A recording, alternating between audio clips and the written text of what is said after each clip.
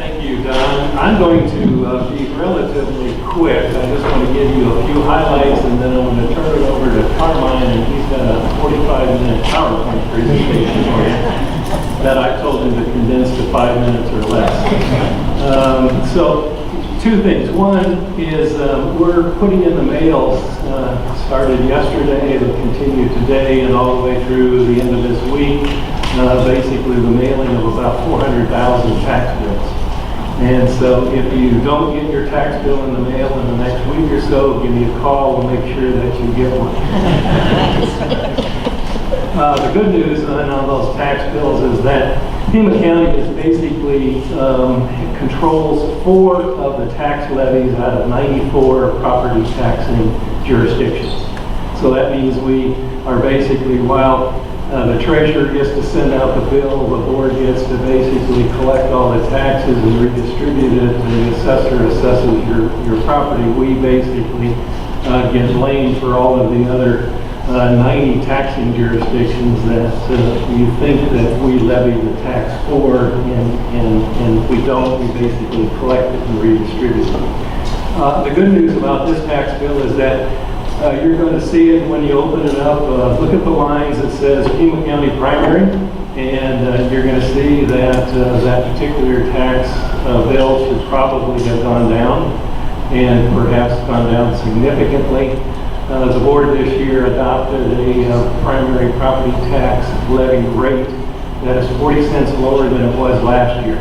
And that 40 cents lower is the largest decrease in the primary property tax rate in Pima County in 32 years. And so I think you're going to see a fairly significant reduction. That tax bill also contains a number of other items that we levy taxes for: your library system, your flood control district, and you're going to see a line in there called debt service. And the debt service is really what we're talking about today. And it's 69 cents. And if there's no new bonds authorized, no new debt authorized by voters, that's going to decline over the next 3 to 4 years, and it's going to decline relatively rapidly, meaning that it's going to go from 69 cents to probably, in about 4 years, 30 cents or lower, and within a very short period of time, it will be zero.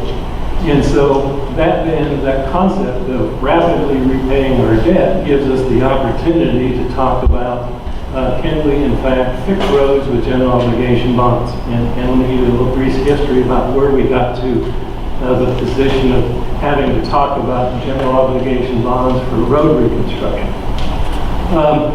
We've actually tried 5 different options with regard to increasing transportation revenues over the years.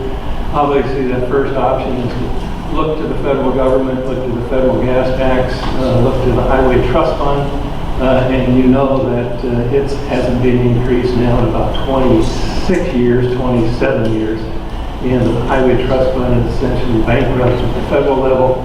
So there's really no help coming from federal revenue sharing with regard to transportation. We then looked at the concept of the last 13 years in our legislative agenda. The Board of Supervisors approves a legislative agenda that we go to the legislature and say, here are our priorities. For the last 13 years, we've been asking the state to increase transportation revenues at the state level. That's primarily the state gas tax, or it's actually funding the Department of Public Safety out of something other than the Highway User Revenue Fund. Well, that hasn't really worked in the last 13 years. So we then took and looked at 3 other options. And 3 other options that were examined in great detail was to talk about half-cent sales tax that the Board of Supervisors could levy. It's been on the books for 30 years or longer. All other counties in Arizona have a sales tax. It's been levied by their board, and they use it primarily for transportation. And it requires a unanimous vote of the board. And so there was a committee appointed and went out and had meetings. They had meetings in Lincoln, the Green Valley area. They came back to the board and said, we think you should do this. Obviously, then that went to the board, and it failed. And so it was not unanimous. In other words, it takes all 5 members of the board to levy it, so that was a failure. We also talked about giving the Transportation Authority, the Regional Transportation Authority, additional revenue generating capacity in the form of legislation. That worked its way all the way through the House and the Senate and was basically killed at the last minute in the legislative session.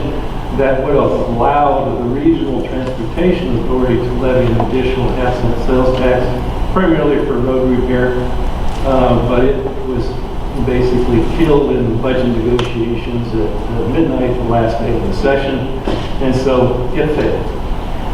And so I think what we are here talking about is what we call the third Hail Mary pass. And that is, how can we do something to actually effectuate road repair? And that's the issue of the $430 million bond issue.